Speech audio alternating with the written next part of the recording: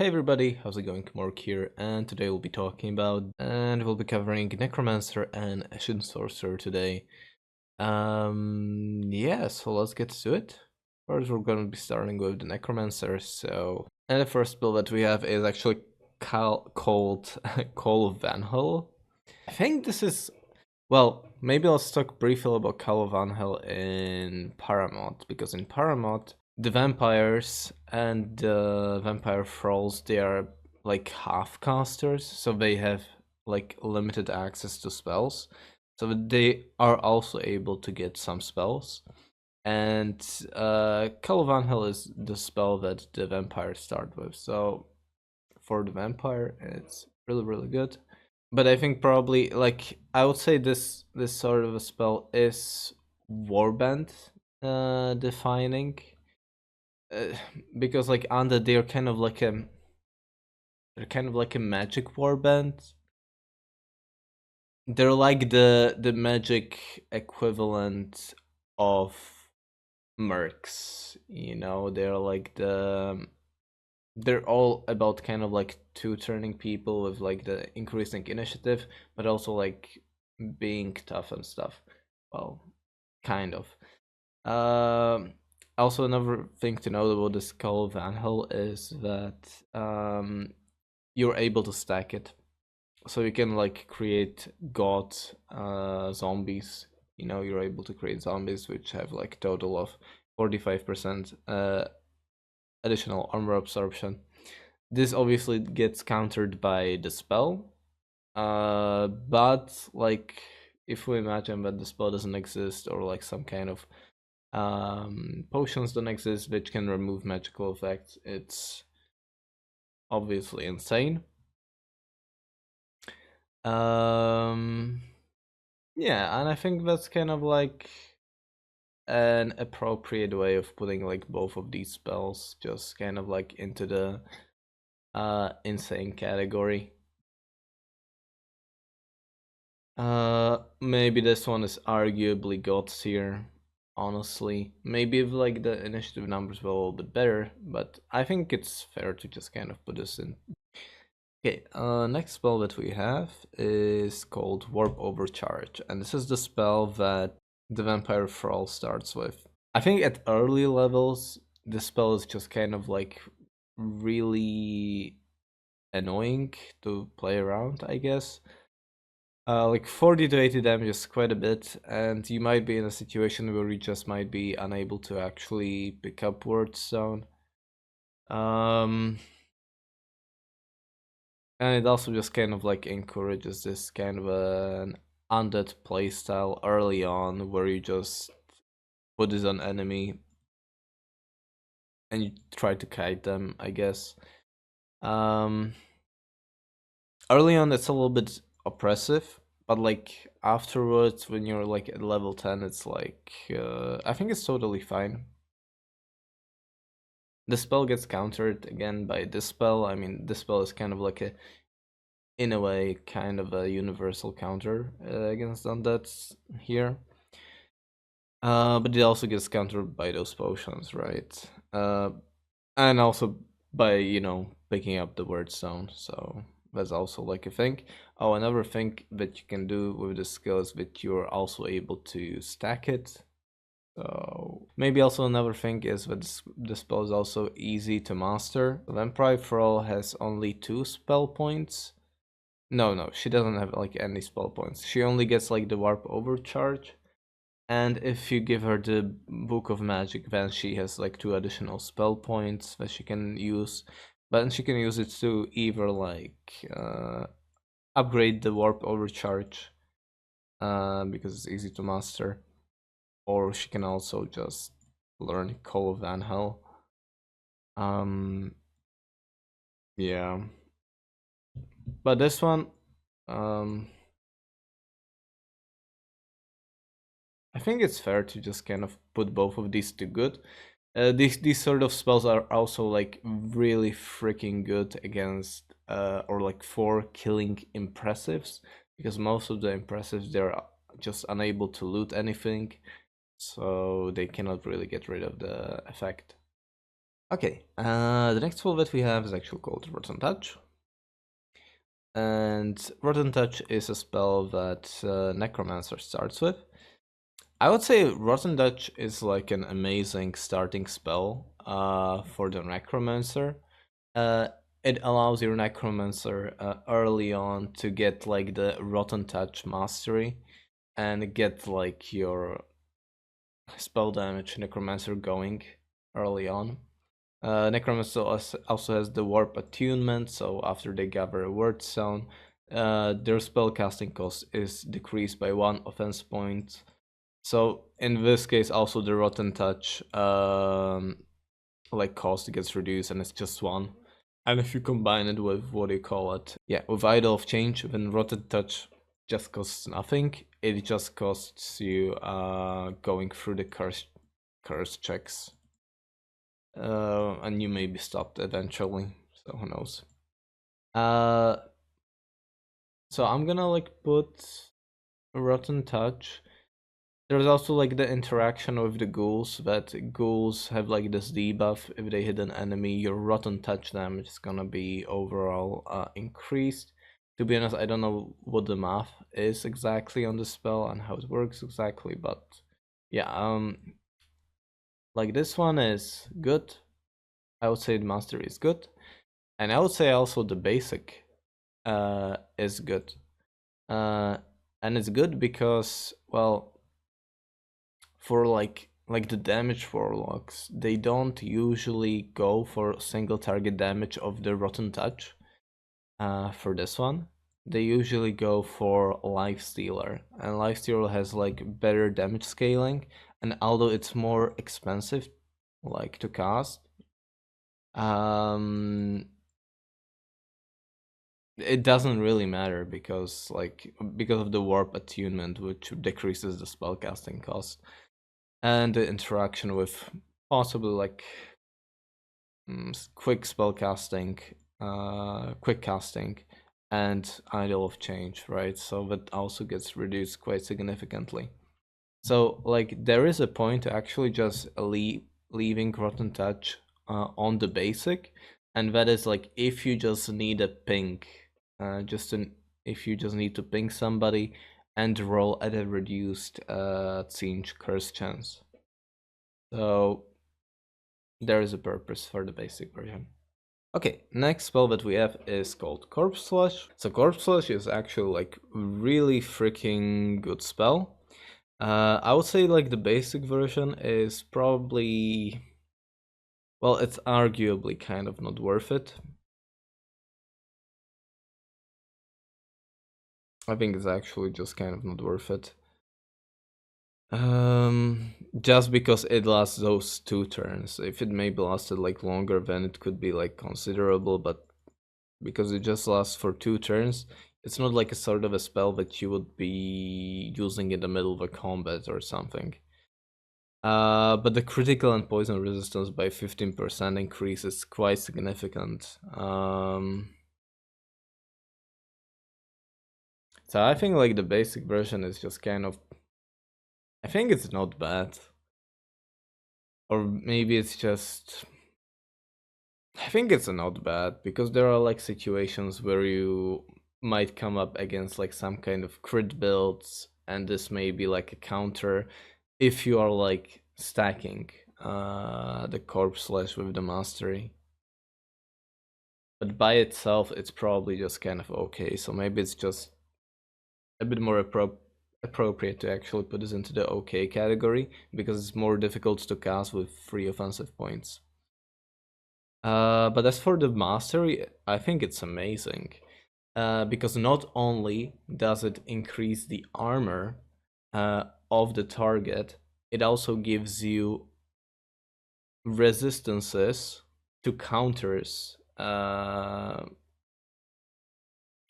against armor, right? Like how do you pierce armor in Mordheim? Well, you critically strike somebody, you poison them, you reduce the armor, or you use magic on them. And Corpse Slash gives you additional counters to poison resistance. It gives you additional poison resistance and gives you additional critical hit resistance.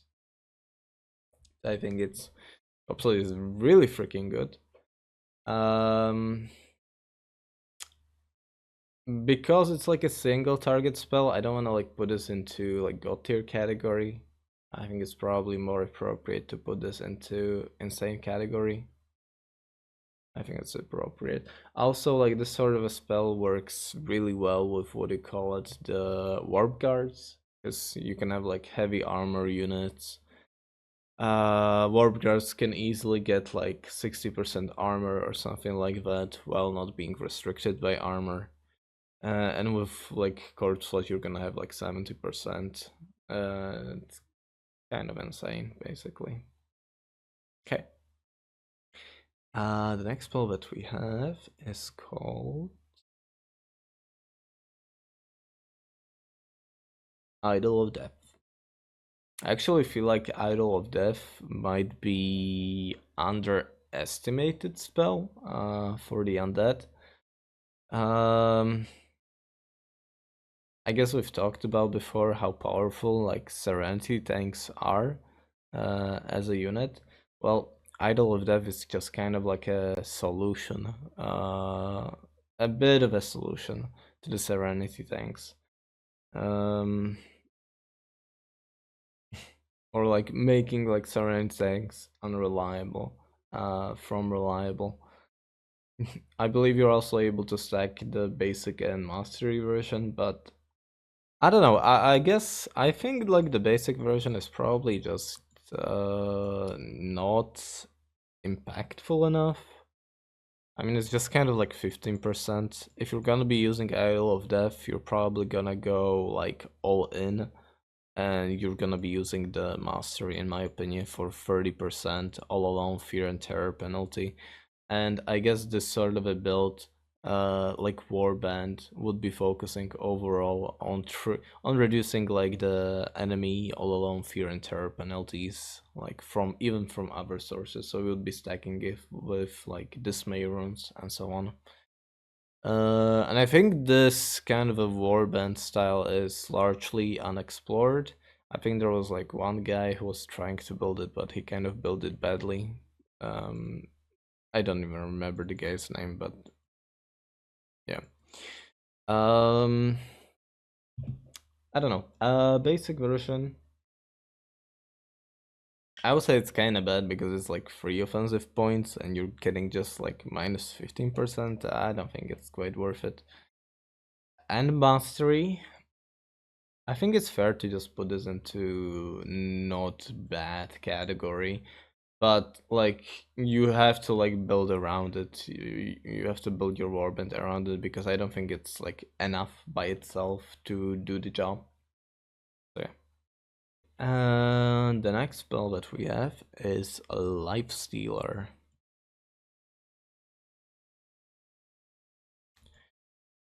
So Life Stealer is like the go-to damaging spell, I mean single target spell for the Necromancer.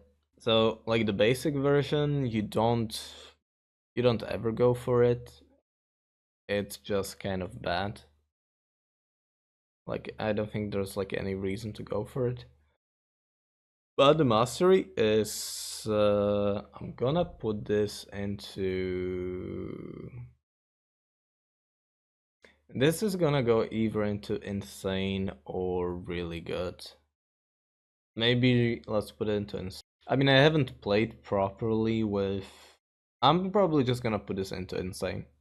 And I'm gonna put this into insane because of the interaction with like the passive that the Necromancer has with the spellcasting cost reduction, and also like Idol of Change spell reduction, and you can also combine it with quick casting.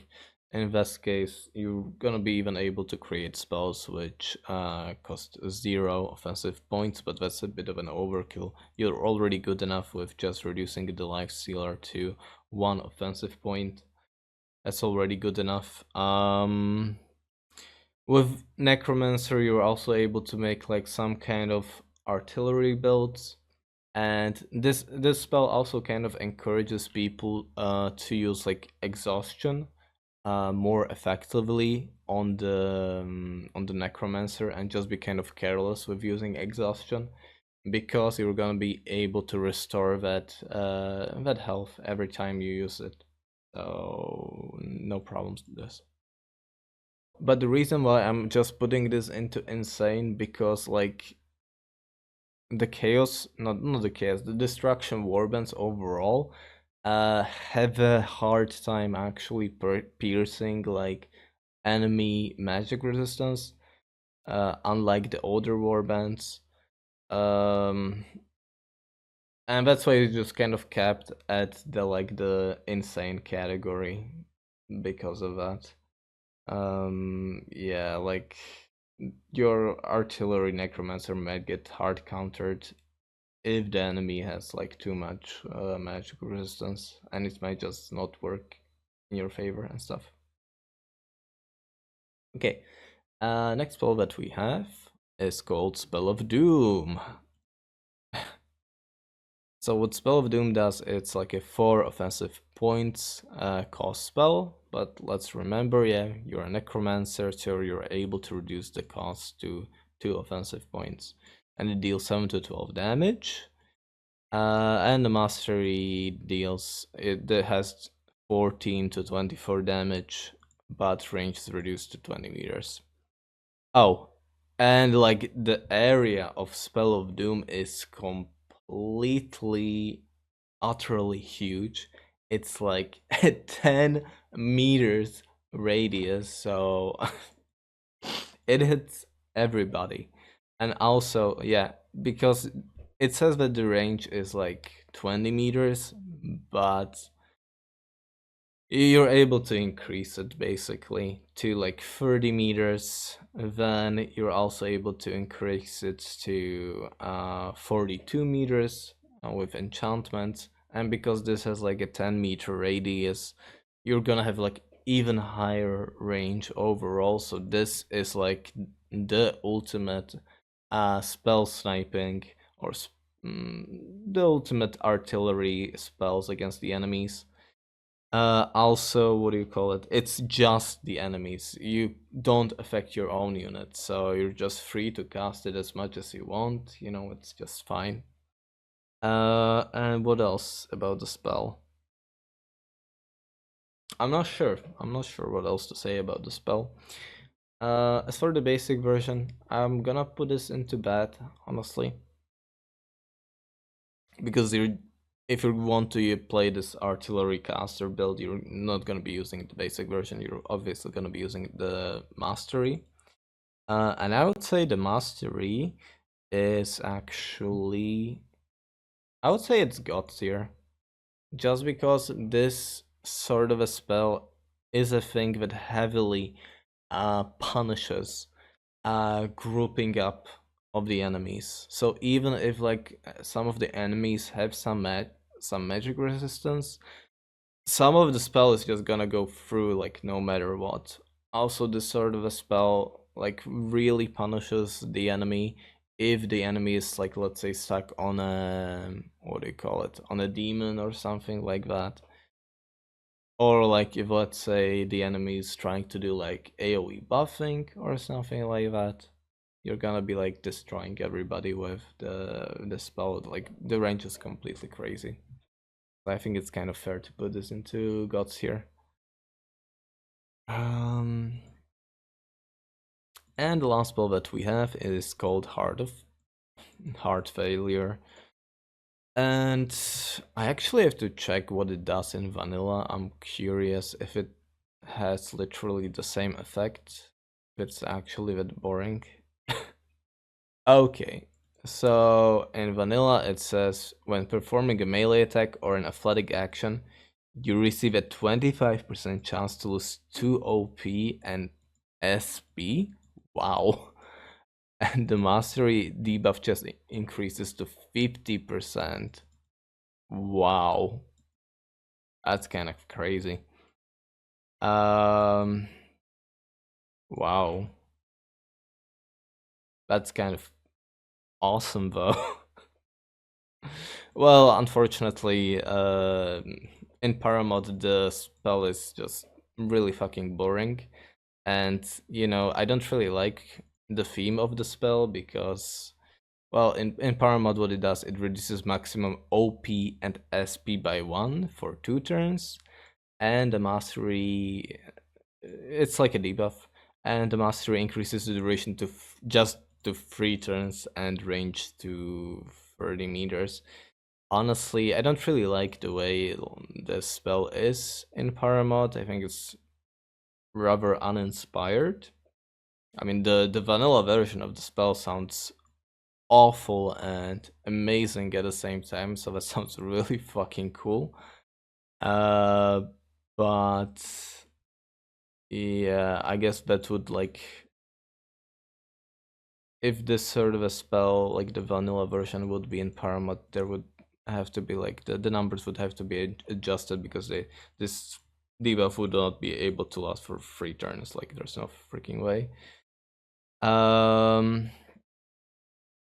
Oh, but what I dislike about the spell, it's trying to do like Skaven things. Because like maximum OP and SP reduction is more of a Skaven thing. I don't know. I don't think it should like belong in like the Necromancer repertoire, in my opinion. But yeah, as for the spell itself, I haven't actually commented on it. I think it's actually just not bad. I mean the basic one is. I mean, I'm gonna put this like, honestly, it's not a bad spell. Like reducing someone's OP and SP can be a huge deal. But for the mastery, I think the mastery is actually much better because the range is increased to 30 meters, so it's like much easier to actually harass enemy with it. Um, yeah, much more interesting. So I would say this one is good. Also, there's like one more thing. You're able to stack these. In this case, you're going to be reducing the maximum offensive points and strategy points by 2 in total. Yeah, I think this is how I would kind of rate it overall. Okay. Okay, Para saying the reason I changed it from vanilla was simply because the vanilla version was bugged and I never could get it to work as the description says it should. Well, that kind of makes sense. Oh, as in it triggers on just about everything instead of the actions listed. Well, that's a shame. But I think like if like the vanilla version of the spell could be made like possible, I think the spell would be like very, very interesting. Okay, and let's go to the Ashen Sorcerer then.